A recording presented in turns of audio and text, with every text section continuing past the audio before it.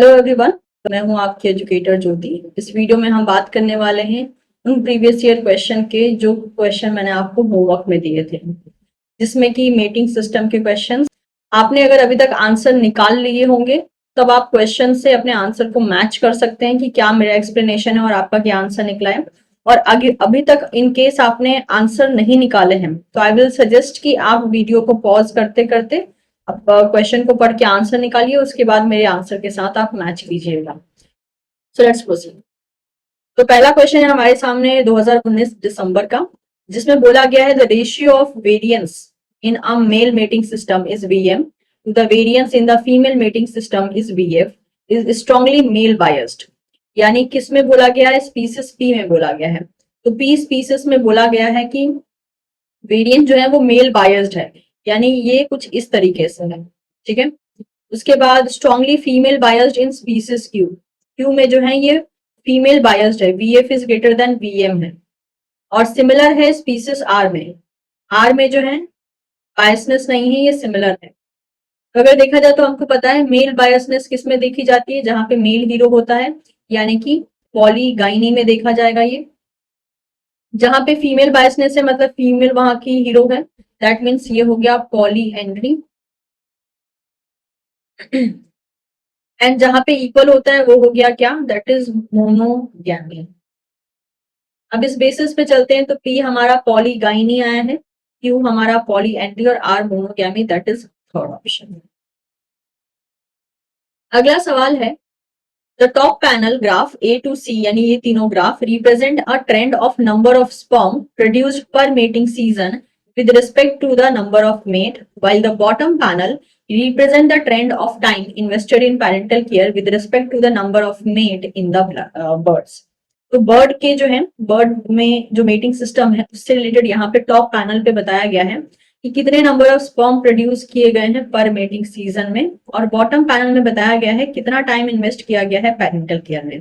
अब ऐसे क्वेश्चन जब भी आए ना, सॉल्व करने का सबसे आसान तरीका है जिससे कंफ्यूजन कम होता है, वो होता है कि आप ऑप्शंस को पहले देख लीजिए।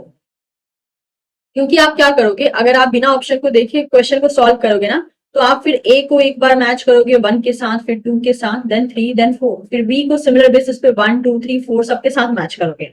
तो इतना कॉम्बिनेशन बनाने की जरूरत नहीं है। मतलब यहाँ पे देखा जाए तो लगभग एक तरीके से 12 कॉम्बिनेशन बन जाएंगे, उसको कोई लॉजिक नहीं बनता है। इससे बेटर है ये जो 4 कॉम्बिनेशन दिया है बस इसी को क्रॉस चेक करना है। जैसे कि बोला गया है सी का 4, सी यानी ये, इसका बोला गया है फोर्थ ऑप्शन। तो बोला गया है कि जब नंबर ऑफ मेट एक तरीके से ज्यादा होंगे, क्योंकि ये बढ़ते हुए फॉर्म में है, तो नंबर ऑफ मेट जब ज्यादा होंगे तो उस टाइम पे शुरुआत में जब नंबर ऑफ मेट कम है तो स्पर्म प्रोडक्शन इतना हाई है, जब ज्यादा हो गए तो ये कम हो गया। तो पहली बात तो ये कि जो स्पर्म का प्रोडक्शन है उसका ही ग्राफ यहाँ गलत देके रखा है, आगे तो हमको बढ़ने की जरूरत ही नहीं है। और बोला गया नंबर ऑफ मेट रहेंगे तो भी पेरेंटल केयर कांस्टेंट रहेगा, तो पहला वाला ही ग्राफ सेटिस्फाई नहीं कर पाया तो हम इसको हटा देंगे। सेकेंड देखिए ए का 2, ए को अगर देखते हैं तो बोला जा रहा है कि नंबर ऑफ स्पर्म प्रोड्यूस पर मेटिंग सीजन, तो नंबर ऑफ मेट्स जैसे जैसे बढ़ रहे हैं देखिए स्पर्म प्रोडक्शन भी बढ़ रहा है, क्योंकि ऑब्वियसली जितना पार्टिसिपेटिंग मेल पार्टिसिपेट करेंगे ऑब्वियसली स्पर्म का जो प्रोडक्शन होगा उतना ही ज्यादा होगा। तो पहली बात तो ये कि ए वाला ग्राफ हमको सही लग रहा है समहाउ। अब इसको बोला गया है कि पेरेंटल केयर सेकेंड ग्राफ से मिक्स कर सकते हैं। ठीक है, जिसमें कि बोला गया है कि जो एक एक मेल जब रहता है तो पेरेंटल केयर हाई होगा, उसके बाद जितने नंबर ऑफ मेट्स बढ़ते जाएंगे दैट मीन्स उनके द्वारा पेरेंटल केयर कम देखा जा सकता है। तो ये अगर सेकंड ग्राफ देखें तो ये पॉसिबिलिटी के अंडर में आता है, क्योंकि नंबर ऑफ मेट जब बढ़ जाते हैं तो समझ लीजिए वहां पे जो रिलेशन हो जाता है वो आ जाता है मल्टीपल पार्टनर्स का। जब एक पार्टनर है यानी जब मोनोगैमी है तो देखिए पेरेंटल केयर हाई मिल रहा है हमको इस टाइम पे, यानी जो टाइम इन्वेस्ट हो रहा है पेरेंटल केयर में वो हाई है। लेकिन जब पार्टनर्स बहुत ज्यादा बढ़ जा रहे हैं तो उस टाइम पे मैक्सिमम टाइम इन्वेस्टमेंट जो है वो मीटिंग में जा रहा है, पेरेंटल केयर में कम जा रहा है। तो इसके साथ हम एग्री कर सकते हैं, यानी सेकेंड ऑप्शन को हम लेके चल सकते हैं। बी वाला जो ग्राफ है देखिए अगेन जब मेल कम है यानी मेट्स कम है तो स्पर्म का जो number of production of sperm है वो कम है, लेकिन जब मेल बीच में ज्यादा हुए तो अचानक से कम क्यों हो गया इसका रीजन पता नहीं है, तो ये भी हट गया। और ए के साथ जो है यहाँ पे 1 हो नहीं सकता कि जब पहले कम है मेल तो पेरेंटल केयर ज्यादा हो गया, फिर जब ज्यादा हुए तो कम हो गया, जब सबसे ज्यादा हुए तो फिर से बढ़ गया। तो ये कोई ट्रेंड किस तरीके से चल रहा है ये भी समझ में नहीं आ रहा, तो ये भी हट गया। तो एक इकलौता जो कि यहाँ पे पॉसिबल रिजल्ट हमको शो कर पा रहा है वो है सेकेंड, तो we can go with the second option.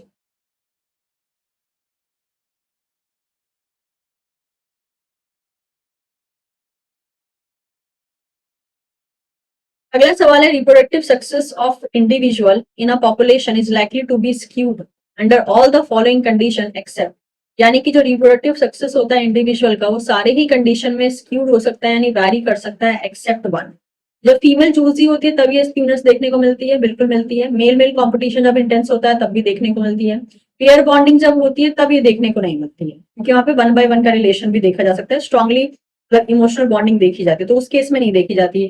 Female prefer mail with larger territory, इस केस में भी देखी जा सकती है, क्योंकि जहां पे मेल्स को बराबरी का मौका नहीं मिल रहा है फीमेल के साथ ब्रीड करने का, उस केस में हमको स्क्यूनेस देखने को मिल सकती है। So we can go with the third option. अगला है इन लार्ज हेल्दी पॉलीगाइनस, ठीक है, polygynous population of ungulated species with distinct short seasonal mating the operational sex ratio is, that is कितने मेल हैं, दैट इज कितने female पे for the reproductive purpose is likely to be resemble which one of the following condition. Polygynous population के बारे में बोला है जहां पर मेल इज सुपीरियर, यहाँ पे मेल बायस सिस्टम चलता है। जब पॉलीगाइनस है तो ऑब्वियसली ऑपरेशनल सेक्स रेशियो के अकॉर्डिंग मेल का जो नंबर होगा वो ज्यादा होगा फीमेल के कंपैरिजन में, क्योंकि ये पॉलीगाइनस सिस्टम चल रहा है। तो we can go with the first option कि male will be greater than female. अगला है competition for mate and variance in fitness is higher among females than among the males in which one of the following animal mating system.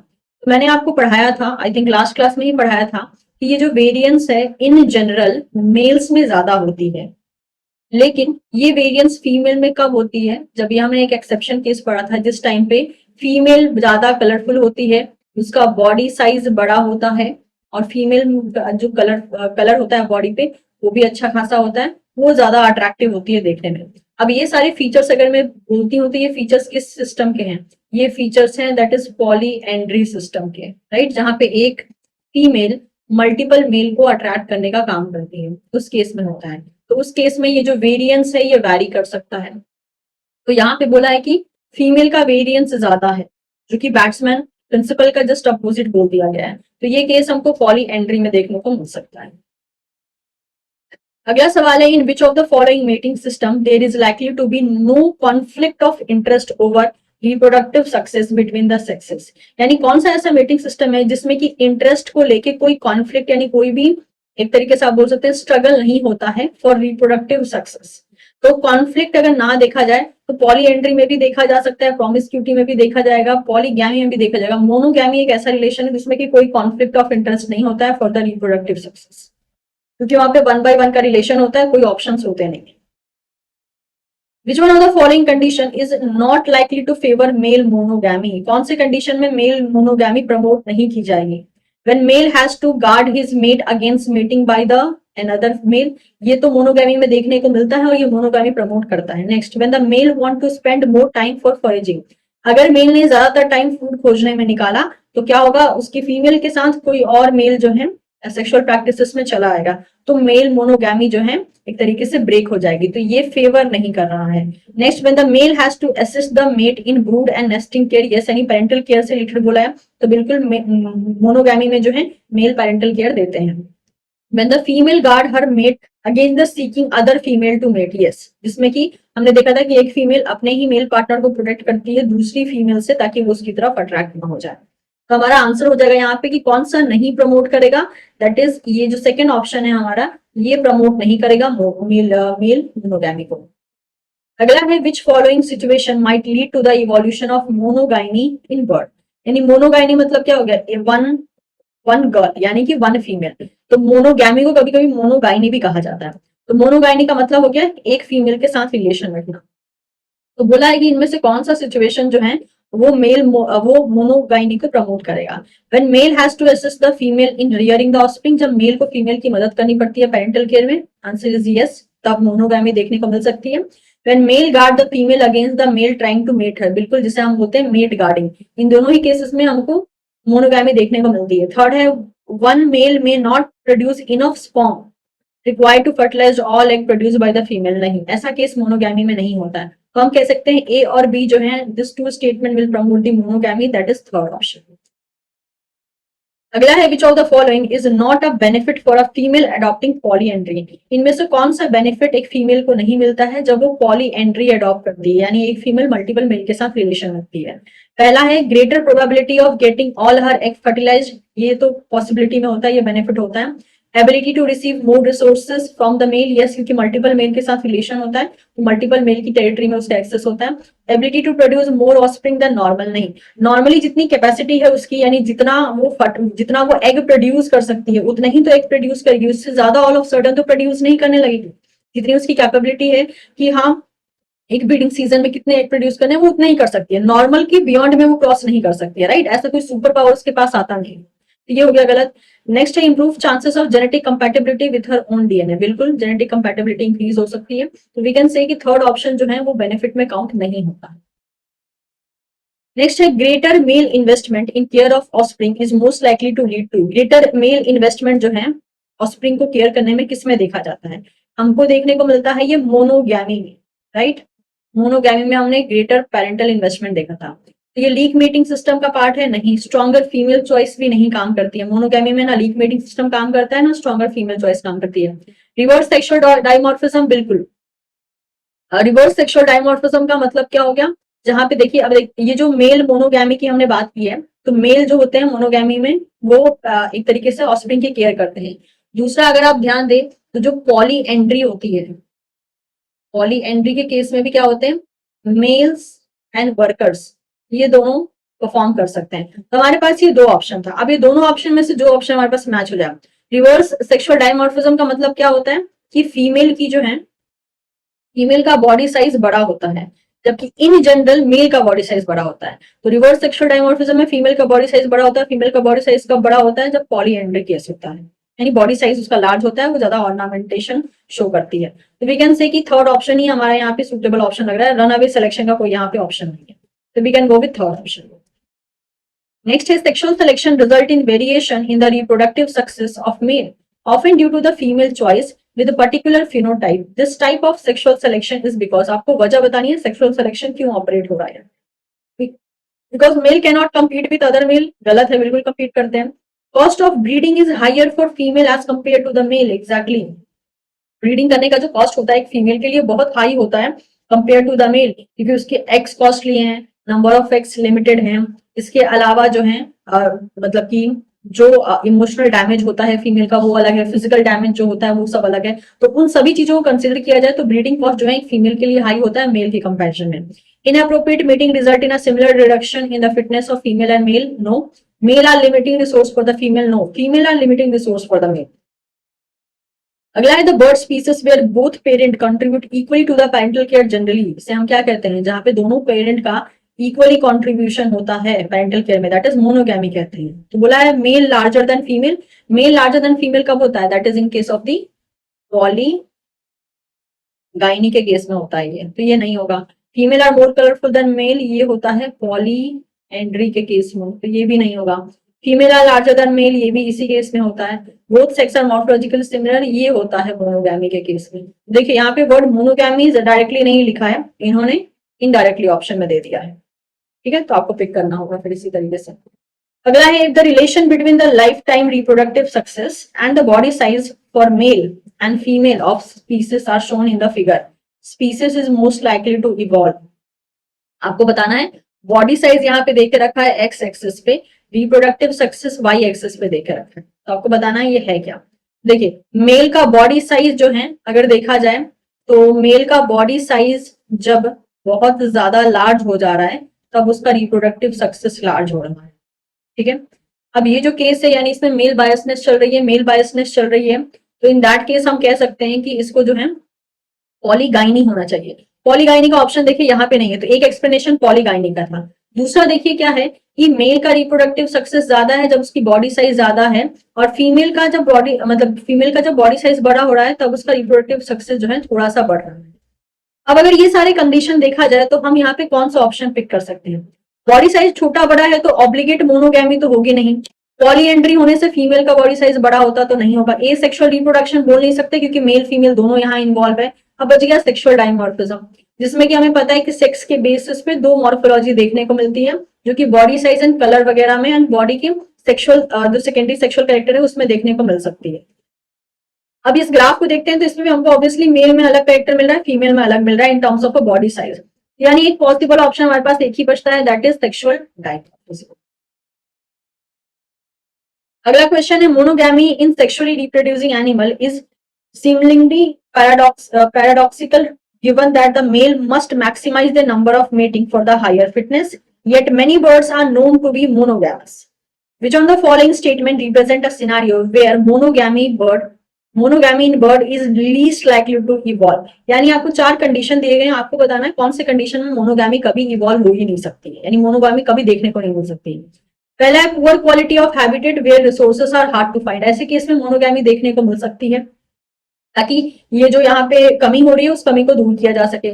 Mail guard female from mating with them, yes ये भी monogamy को promote करता है। Mates are scattered and hard to find, अगर ऐसा होता है तो ऑब्वियसली देखिए जब पार्टनर्स को ढूंढना मुश्किल होता है तो उस केस में क्या होगा, कोशिश रहेगी कि हाँ पहला जो पार्टनर मिल गया उसी के साथ एक लंबा रिलेशन रखा जाए। तो अगर ऐसा होता है कि मेट्स स्कैटर्ड हैं और बहुत मुश्किल से मिल रहे हैं तो उस केस में भी मोनोगैमी प्रमोट हो सकती है।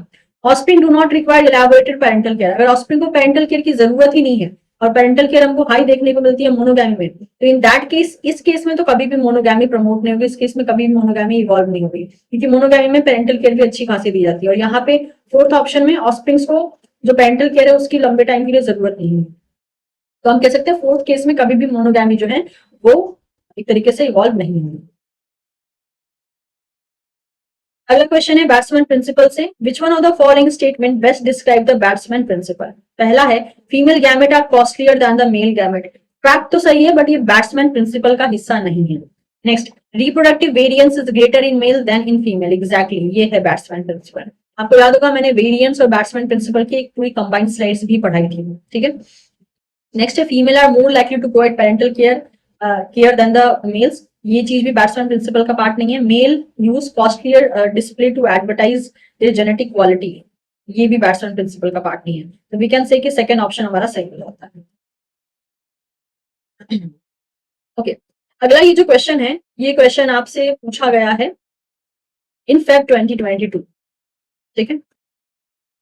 अब इस क्वेश्चन को देखा जाए तो इसमें एक तरीके से जो क्वेश्चन है इसमें थोड़े कलरफुल डायग्राम होते हैं ना, तो हमें समझने में काफी ज्यादा आसानी होती है, लेकिन कलरफुल डायग्राम नहीं होने के कारण चीजें थोड़ी गड़बड़ हो गई है। क्योंकि आप देखिए ये जो क्वेश्चन है यहाँ पे मोनोगैमी एंड पॉलीगैमी के लिए बोला गया है कि भाई एक सॉलिड लाइन होगा, बट आप ध्यान दीजिए यहाँ पे पूरी सॉलिड लाइन है, तो मैं कैसे पता करूं कि मोनोगैमी कहाँ है और पॉलीगैमी कहाँ है? मतलब कि मैं इसको अगर जूम करूँ ना तो आप देखिए आप कैसे बता पाओगे? मोनोगैमी एंड पॉलीगैमी के लिए सॉलिड लाइन बोला है, ये बी साइड में पूरे ही सॉलिड लाइन है। तो अकॉर्डिंग टू मी इस क्वेश्चन को जिस तरीके से ब्लैक एंड व्हाइट डायग्राम में दिया गया था इसको ब्लैक एंड व्हाइट डायग्राम में नहीं देना चाहिए था, because black and white diagram में हम इसको नहीं समझ सकते हैं। देखिए कलरफुल के बेसिस पे डायग्राम ऐसा होना चाहिए था। एक्चुअली ये कलरफुल डायग्राम था, कलर फॉर्म में आता एग्जाम में तो ही आप इसको सॉल्व कर सकते थे। जैसे कि क्या बोला गया है, क्वेश्चन एक बार पढ़ लेते हैं। A researcher is interested in investigating if parental care, that is PI, in panel A, ठीक है, यहाँ पे parental care को बताया गया in panel A by the male seahorse and the pipe fish is correlated with the mating partner। यानी एक investigator है वो जानना चाहता है कि जो पेरेंटल केयर है by male seahorse and pipe fish क्या उसका कोई रिलेशन मेटिंग पैटर्न से है या नहीं, यानी क्या उसका कोई रिलेशन मोनोगैमी या पॉलीगैमी से है या नहीं, जो कि पैनल बी में दिखाया जाता है। For this the researcher built a phylogenetic tree, इसके लिए रिसर्चर ने phylogenetic tree बनाया सी हॉर्स का एंड पाइप फिश का, and map P1 and MP score on to the tree as shown in the figure. आपको बताना है based on the tree generated which one of the following conclusion can researcher correctly arrive at. आपको बताना है इससे आप क्या conclusion निकाल सकते हो, बट जैसे कि मैंने कहा अगर ये कलरफुल फॉर्म में डायग्राम नहीं दिया गया है तो इसमें बस आप तुक्का मार सकते हो, अदरवाइज ये क्वेश्चन नहीं होगा। अब जैसे कलरफुल डायग्राम है तो देखिए क्या क्या रिलेट कर सकते हैं। यहाँ पे देखिए brood pouch development, brood pouch development यानी कि पेट के पास एक पाउच जैसा स्ट्रक्चर डेवलप होता है जिसमें कि ऑस्प्रिंग को रखा जाता है, एक को रखा जा सकता है या ऑस्प्रिंग को रखा जा सकता है, ठीक है। और अगर ऐसा किया जा रहा है तो मतलब कि पेरेंटल केयर प्रोवाइड किया जा रहा है। अब यहाँ पे मेटिंग पैटर्न में देखिए रेड कलर वाला जितना लाइन है वो मोनोगैमी को दिखा रहा है, ब्लैक कलर वाला पॉलीगैमी को दिखा रहा है। अब देखिए ब्लैक कलर की लाइन यहाँ पे है और ये जो डॉटेड डॉटेड लाइन है ये दिखा रही है अनसर्टेन को, और इससे क्लोज डॉटेड लाइन दिखा रही है जीरो को। तो मतलब कि जब पॉलीगैमी चल रही है, देखिए ये वाली जब पॉलीगैमी चल रही है तो इसी के बराबर में यहाँ पे देखिए, यहाँ पे कोई ब्रूड पाउच का डेवलपमेंट नहीं हुआ है, यानी पॉलीगैमी और ब्रूड पाउच के डेवलपमेंट से रिलेटेड कोई यहाँ पे कनेक्शन नहीं मिल रहा है। अगला देखिए, अगला ये वाली लाइन जो है ये है मोनोगैमी की, ठीक है। तो मोनोगैमी की जब ये वाली लाइन है तो देखिए यहाँ ये वाली लाइन में देखिए क्या बोला गया है, दैट इज अनसर्टेन, यानी यहाँ पे ब्रूड पाउच का डेवलपमेंट नहीं हुआ है। फिर यहाँ पे देखा जाए अगर तो एक तरीके से ये मोनोगैमी है, और इसको देखा जाए तो बोला जा रहा है थर्ड नंबर, यानी कि ब्रूड पाउच का डेवलपमेंट जो है वो धीरे धीरे हो रहा है। ओके, फिर ये वाली भी मोनोगैमी है, देखिए यहाँ पे भी ब्रूड पाउच का डेवलपमेंट दिखाया जा रहा है। बीच में देखिए पॉलीगैमी है, पॉलीगैमी में देखने को मिल रहा है कि ब्रूड पाउच का डेवलपमेंट हो गया है, लेकिन ये इधर पे हुआ है, इधर वाली पॉलीगैमी में देखने को नहीं मिला, मतलब जब इवोल्यूशनरी ट्री ड्रॉ की गई है। फिर यहाँ पे देखिए मोनोगैमी में दिखाया गया है, जिसमें कि यहाँ पे डेवलपमेंट दिखाया गया है और यहाँ पे लेस डेवलपमेंट दिखाया गया है। यानी सिंपल भाषा में कहूं तो ना हम यहाँ पे पेरेंटल केयर को, ब्रूड पाउच को ना ढंग से मोनोगैमी से रिलेट कर पा रहे हैं और ना ही प्रॉपर ढंग से एक तरीके से पॉलीगैमी से रिलेट कर पा रहे हैं। So that is what mention, monogamy does not correlate with more elaborated care in the seahorse and pipefish.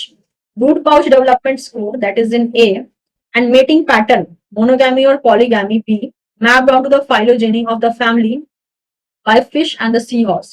Species name जो है यहाँ पे आपको बोल्ड में देके रखा है, और यहाँ पे अलग अलग स्कोर आपको बताए जा रहे हैं। जैसे कि 1 नंबर जो है, 1 नंबर में बताया जा रहा है दैट इज अनप्रोटेक्टेड ब्रूडिंग, ठीक है। सेकंड नंबर जो है यानी ये वाला 1 नंबर, सेकंड नंबर जो है दिखा रहे हैं इंडिविजुअल एग कंपार्टमेंट, थर्ड में दिखाया जा रहा है brood pouch with pouch plate. उसके बाद जो है इस तरीके से फोर्थ में दिखाया जा रहा है इन्वर्टेड पाउच फोल्ड, थर्ड में दिखाया जा रहा है semi inverted pouch fold, and fifth में दिखाया जा रहा है completely enclosed brood pouch. Now the species in grey were used as a output, that is 0। अब इस तरीके से जब देखें तो हमें कोई भी प्रॉपर ढंग से पैटर्न देखने को नहीं मिल रहा, ना ही हमको पॉलीगैमी में प्रॉपर ढंग से रिलेशन देखने को मिला, क्योंकि जहां जहां पॉलीगैमी था वहां पे वेरिएशन हमको थोड़े बहुत देखने को मिले। उसके बाद मोनोगैमी का भी सेम केस है। तो अगर मैं ऑप्शंस देखती हूँ यहाँ पे तो क्या बोला है, polygamy is correlated with the simpler brood pouch, no हमें तो नहीं देखने को मिला। Monogamy is not related with the elaborated brood pouch, yes इसके लिए हम एग्री हैं, क्योंकि अभी अभी जस्ट हमने देखा। Monogamy is correlated with the elaborated brood pouch, no, and polygamy is correlated with the elaborated brood pouch, no. तो हम देखें तो हमारा यहाँ पे आंसर जो है सेकंड हो जाएगा। इसको मैं अटैच कर दे रही हूँ, इसको आप पढ़ लीजिएगा, क्योंकि और जैसे कि मैंने कहा मुझे ऐसा फील होता है कि इस क्वेश्चन को जिस तरीके से इन्होंने दिया वैसे नहीं देना चाहिए था, इनको कलरफुल डायग्राम के फॉर्म में देना चाहिए था, क्योंकि बिना कलरफुल डायग्राम के आपको देखिए हम रिलेट नहीं कर सकते इसमें, ठीक है। इससे रिलेटेड सारे जो भी कंटेंट है वो मैंने यहाँ पे दे दिए, तो आप इसको एक बार गो थ्रू कर लीजिए। ओके, अगला सवाल देखिए क्या बोला गया है, the following table list selected concept that is column X in a behavioural biology and then description. तो देखिए ये जो क्वेश्चन है ये इकोलॉजी एंड इवोल्यूशन दोनों को मिक्स कर दिया, बिकॉज यहाँ पे एलई इफेक्ट भी दे दिया है, बैट्समैन हाइपोथेसिस भी दे दिया है, हैमिल्टन ज़ूक हाइपोथेसिस भी दे दिया है। चलिए मैच करते हैं। हमने चैलेंज हाइपोथेसिस नहीं पढ़ा है तो कोई प्रॉब्लम नहीं है, हम इसको होल्ड कर देंगे। बाकी क्योंकि बाकी तीन हमने पढ़ा है तो हमें जो है इजीली इससे मैच मिल जाएगा। जैसे कि अगर देखा जाए तो हमने हैमिल्टन ज़ूक हाइपोथेसिस पढ़ा, इसमें क्या हमने देखा था कि जो डिजीज फ्री पैरासाइट मतलब पैरासाइट रेजिस्टेंस जो मेल होते हैं, फीमेल उनको ज्यादा प्रीफर करती है, बिकॉज उनको लगता है कि पैरासाइट रेजिस्टेंस मेल जो है वो गुड जीन्स को प्रेजेंट करते हैं। वैसा ऑप्शन देख लेते हैं, एक ही है देखिए, parasite and pathogen play an important role in sexual selection and secondary sexual trait are costlier and condition dependent, yes. तो डी के साथ मैच होने वाला ऑप्शन हमको यहाँ सेकंड लग रहा है। नेक्स्ट देखिए, हमको एलई इफेक्ट पता है जो कि पॉजिटिव कोरिलेशन है, राइट। तो अगर देखें तो situation in which the fitness of individual increases with increase in population density, तो ये हो गया थर्ड वाला। तो ए के साथ कौन सा मैच हो गया, ए के साथ मैच हो गया 3। उसके बाद हमने बैट्समैन हाइपोथेसिस भी देखा है, जिसके according female reproductive success is most strongly limited by the number and the success of egg that she can produce, while male reproductive success is limited by the number of mating he has। यानी क्या बोला गया है, variance के बारे में बोला है कि वेरिएंस मेल का जो है फीमेल से बड़ा होता है, एंड फीमेल का डिपेंड करता है कि वो एग का क्वालिटी एंड एग कितना प्रोड्यूस कर रही है, और मेल का डिपेंड करता है कि वो कितने मेट्स के साथ मेट कर रहा है। तो देखा जाए तो बी का हो गया 4, बी का हो गया 4, तो ऑब्वियसली सी का हो गया 1। सी क्या है, चैलेंज हाइपोथेसिस क्या कहता है, male male interaction increase plasma testosterone and thus sustain a subsequent aggressive behaviour. यानी मेल मेल जब इंट्रैक्शन होता है, कॉम्पिटिशन होता है, तो उस टाइम पे दोनों मेल का जो है बहुत एग्रेसिव बिहेवियर देखने को मिलता है। इसलिए देखने को मिलता है बिकॉज उनका प्लाज्मा टेस्टोस्टेरोन में इंक्रीज चला आता है और वो सस्टेन करता है ताकि वो एग्रेसिव बिहेवियर शो कर सके एक दूसरे के लिए। तो अगर ऐसे चलते हैं हम तो हमारे लिए फोर्थ ऑप्शन सही हो जाता है। ओके, अगला सवाल है the long feather train of a peacock is quoted as a example of. Long feather train या ट्रेल जो है, टेल, एक इसकी एग्जाम्पल बनता है। हैमिल्टन रूल का नहीं, जहांगीर हैंडीकैप प्रिंसिपल यस, रेडफिन हाइपोथेसिस नहीं, हार्डिन रूल भी नहीं। We can go with second option. Next है the peacock tail is an example of, it is an example of natural selection no, diversifying selection no, sexual selection का example है, group selection का example है yes. Okay, so with this we are done with the questions जो कि हमने लिए थे, meeting system, sexual selection. तो ये सारे क्वेश्चन है, उम्मीद करती हूँ आप लोगों ने भी सॉल्व कर लिए होंगे, एक्सप्लेनेशन आपको समझ में आ गया होगा कि किस ऑप्शन को हम ऑप्ट कर रहे हैं और किस ऑप्शन को हम रिजेक्ट कर रहे हैं। Thank you so much.